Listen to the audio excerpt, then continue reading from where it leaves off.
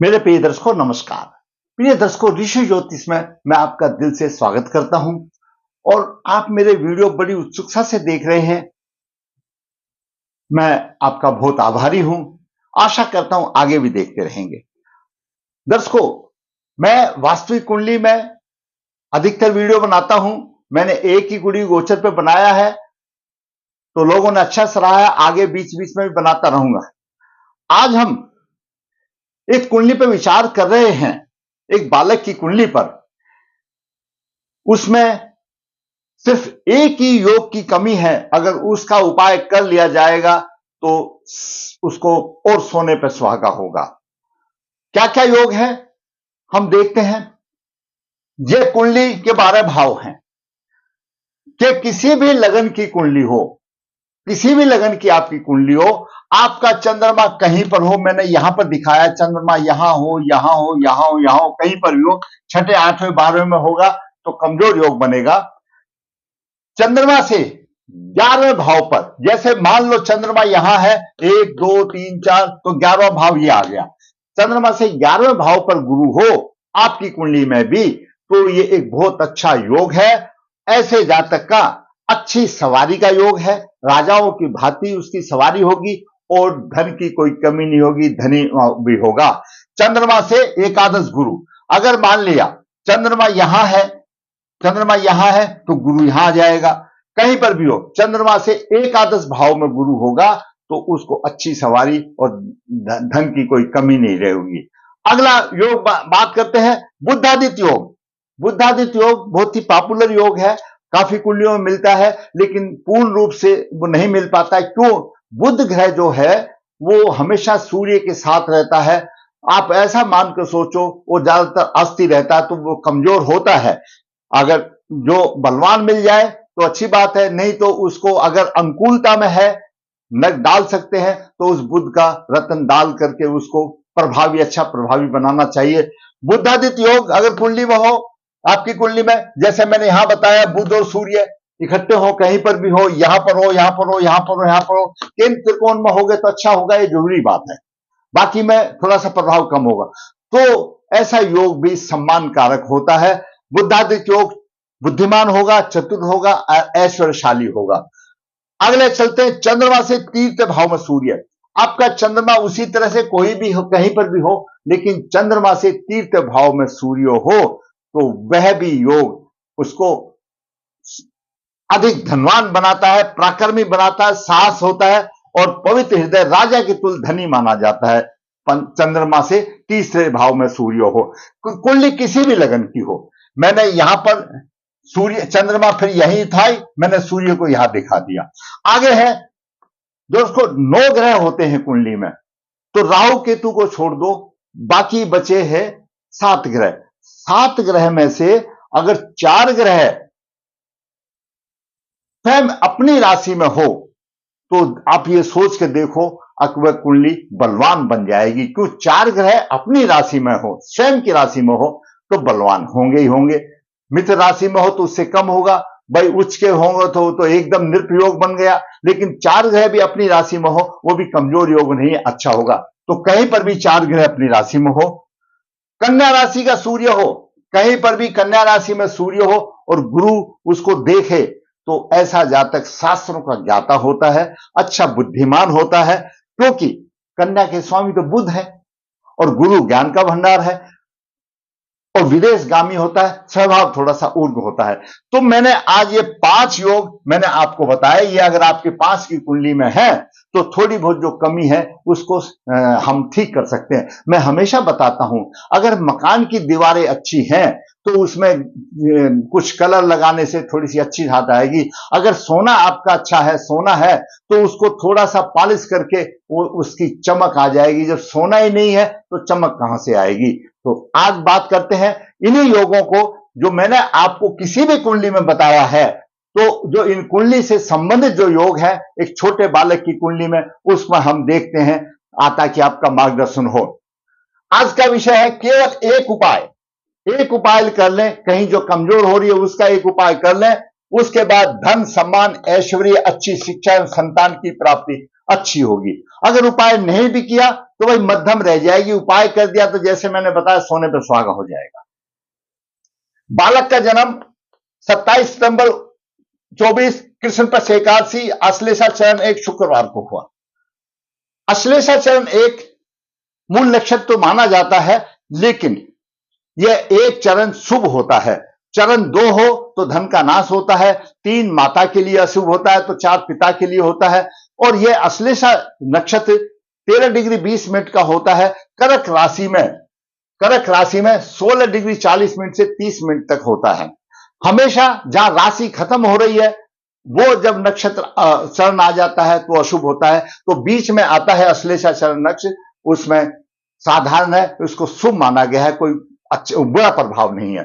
जन्म के समय पर लगन के मिथुन लगन उदय हुआ। मिथुन लगन के 11 डिग्री विराजमान है। लगन में मंगल 19 डिग्री है। द्वितीय भाव में चंद्रमा अपनी राशि में 17 डिग्री 31 मिनट लेकर विराजमान है। चतुर्थ भाव में बुध उच्च राशि में 8 डिग्री 39 मिनट लेकर के है। सूर्य 11 डिग्री 3 मिनट लेकर के और केतु 12-25 लेकर के।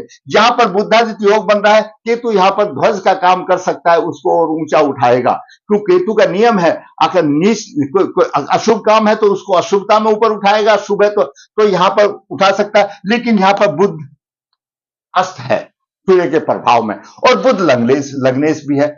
चतुर्थ भाव में बुध है, यहां पर बुध महापुरुष योग भी बना रहा है, लेकिन उसका प्रभाव लेने के लिए सूर्य को अर्घ देना चाहिए और बुध का रत्न उसको गले में धारण करना चाहिए, और बस ठीक हो। यही एक उपाय है, और हुआ तो क्यों, उसका दोष निवारण कर लें। आगे बात करते हैं। पंचम भाव में शुक्र तुला राशि में है, 11 डिग्री लेकर विराजमान है। 9 भाव में शनि अपनी राशि स्वराशि में कुंभ राशि में 20 डिग्री लेकर विराजमान, और 10वें भाव में राहु 12 डिग्री लेकर विराजमान, तो 12 भाव में गुरु 26 में लेकर यह ग्रह की स्थिति रही। दर्शकों, बुधादित्य योग बन रहा है, मैंने आपको बता दिया।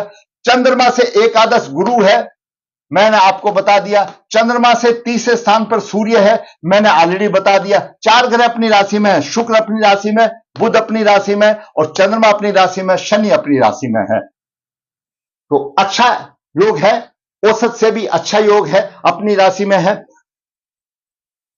बात करें बुध की, बुध उच्च राशि में है, भद्र महापुरुष योग तो बना रहा है, भूमि मकान का अच्छा सुख देगा, और नीच दृष्टि देखा है, नीच राजयोग बनता है, थोड़ी सफलता देगा, जीवन में सुख ही सुख मिलेंगे और किसी प्रकार की कमी नहीं होगी। घरेलू सुख अच्छे होंगे, माता का सुख अच्छा होगा, फेविकोल का जोड़ होगा माता के साथ में। सूर्य की बात करें तो सूर्य तीर्थ भाव का स्वामी है, चतुर्थ भाव में पराक्रमी होगा, साहस होगा, भाई बहन का सुख होगा, माता का सुख होगा, पिता का सुख, सहयोग होगा, व्यवसाय में उन्नति और यश की प्राप्ति होगी, धनी होगा, यशस्वी, सुखी और परिश्रमी होगा। परिश्रमी होगा, धनी भी होगा, अपने पिता और दादा की तरह। इसके दादा भी बहुत परिश्रमी है और इसके पिता भी बहुत परिश्रमी है। बात करें चंद्रमा की, चंद्रमा अपनी राशि में, एकादशी का चंद्रमा कृष्ण पक्ष का थोड़ा कमजोर तो है, लेकिन फिर भी उसको द्वितीय भाव में पसीना अधिक आएगा। शायद इसके पिता को भी पसीना बहुत आता है। अपने द्वितीय भाव में उसको धन और कुटुंब का अच्छा सुख मिलेगा। बात करें मंगल की, मंगल मिथुन लगन में छठे भाव का स्वामी है, छठे से छठा एकादश भाव का स्वामी है, और मंगल मिथुन लगन के लिए अशुभ माना जाता है। छठे भाव का स्वामी मंगल में यहां पर है तो थोड़े से रोग दे सकता है, सिर में चोट भी लग सकती है, लेकिन एकादश भाव का स्वामी है, मंगल परिश्रम करने वाला है, परिश्रम से धन को कमाएगा, हेरा फेरी का धन नहीं कमाएगा, परिश्रम से धन को कमाएगा, उसको लाभ होगा। शत्रु पक्ष विजय होगी, शत्रु पक्ष विजय भी होगी, और चतुर्थ भाव में सूर्य को देख रहा है, थोड़ा सा उदंडी होगा। उदंडी मतलब इस शरारती होगा, गर्म मिजाज का होगा, मांगलिक तो है ही है, स्त्री पक्ष से थोड़ी सी परेशानी होगी, और अष्टम दृष्टि से अष्टम भाव को उस दृष्टि से देखा है, आयु लंबी होगी, कष्ट नहीं होंगे, आराम से जीवन है इसका व्यतीत होगा। स्वभाव थोड़ा सा हिंसक क्रोधी होगा, नाक पर हमेशा गुस्सा रहेगा। ये कैसे जिसकी जो बोल देते हैं अक्सर फिरा, भाई कब गर्म हो जाए कुछ पता नहीं और कब शांत हो जाए कुछ पता नहीं, वो मैं आपको बताऊंगा। अब बात करें गुरु की, गुरु सप्तम भाव का स्वामी है और 10वें भाव का स्वामी है।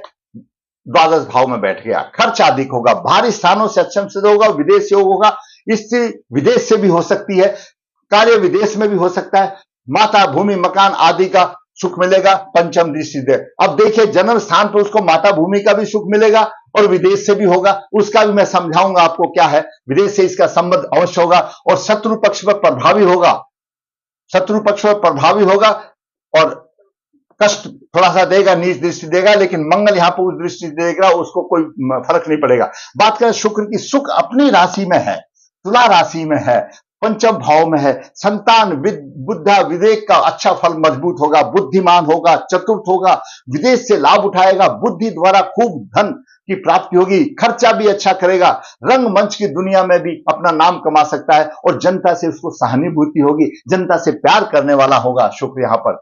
अब बात कर रहे थे हम शनि की, शनि दर्श को अष्टम भाव का स्वामी, नवम भाव का स्वामी यहां पर है, अच्छे भागवान तो होगा, लेकिन थोड़ा अश्मेध से होकर थोड़ी सी प्रवृत्ति, धर्म पालन में रुचि रखेगा और यश की प्राप्ति होगी, धर्म पालन में रुचि करेगा, बुजुर्गों का सम्मान भी करेगा, बड़ों का, और धर्म को मानेगा, भगवान को मानेगा। आमदनी में थोड़ी सी होगी त्रुटि, नीच दृष्टि देख रहा है, लेकिन यहां पर आमदनी की कोई बात नहीं, शुक्र उसको कर रहा है, एक ग्रह काट रहा है तो दूसरा ग्रह होना चाहिए, शुक्र दे रहा है, उसमें कोई दिक्कत वाली बात नहीं, शत्रु की चिंता नहीं, शत्रु पर यह परेशान रहेगा, ऐसा जातक का जीवन ठाठ बाट से होगा और ऐसा बालक दार्शनिक विचार का होगा। दर्शकों, द्वितीय भाव प्रारंभिक शिक्षा है, पंचम भाव उच्च हाई एजुकेशन है और नवम भाव उच्च शिक्षा का है, तो उसके तीनों भाव बलवान है, उसकी तीनों भाव है, वो उच्च शिक्षित होगा और क्या नाम दार्शनिक विचार का होगा, कमजोर विचार का नहीं होगा।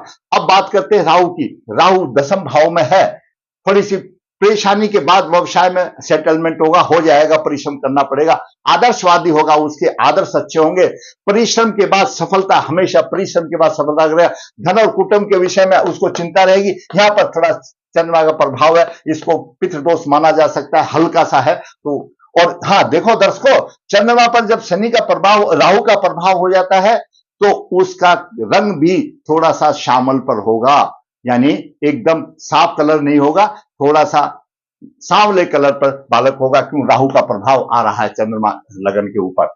घरेलू सुखों में अच्छा होगा, शत्रु उसके नाम से कांपेंगे, उसका काम ऐसा होगा, अब शत्रु उसके नाम से कांपे। बात करें केतु की, केतु चतुर्थ भाव में है, घरेलू सुखों में थोड़ा सा चतुराई का सहारा लेगा, साथ से काम लेगा, इतनी कोई दिक्कत नहीं, सफलता भी मिलेगी, कष्ट भी, परेशानी ये तो आती जाती रहेगी, लेकिन सबसे बड़ी अच्छी बात इसमें यह है कि ये बालक परिश्रमी होगा, पराक्रम से व्यवसाय करेगा और अपनी बुद्धि विवेक से आमदनी भी करेगा और धन की कोई कमी नहीं होगी और उसको साहस भी होगा, सम्मान भी होगा, सभी चीज होंगे और इसमें सारे योग है।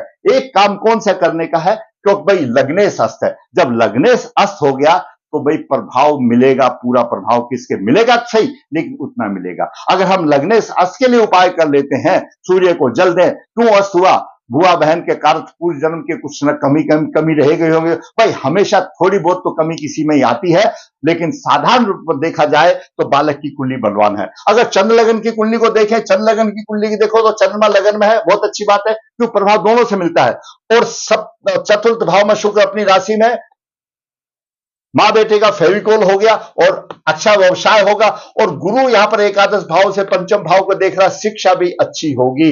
वही राहु तो परेशानी देगा ही देगा, लेकिन यहां पर शनि की 30 दृष्टि यहां व्यवसाय में देगी, लेकिन शुक्र उसको देख रहा है, लेकिन बुध और शुक्र यहां पर उच्च राशि में है, परिश्रमी होगा, और गुरु देख रहा है, छोटे भाई बहन का भी सुख ऐसा जल्दी मिलने वाला हो सकता है, योग ऐसा बता रहा है। क्यों, चंद्रमा लगन से गुरु पंचम दृष्टि से यहां पर तीर्थ भाव को देख रहा है, तीर्थ भाव छोटे भाई बहन का, बुध भी वहीं पर, सूर्य भी है और गुरु को प्रभावित हो सकता है।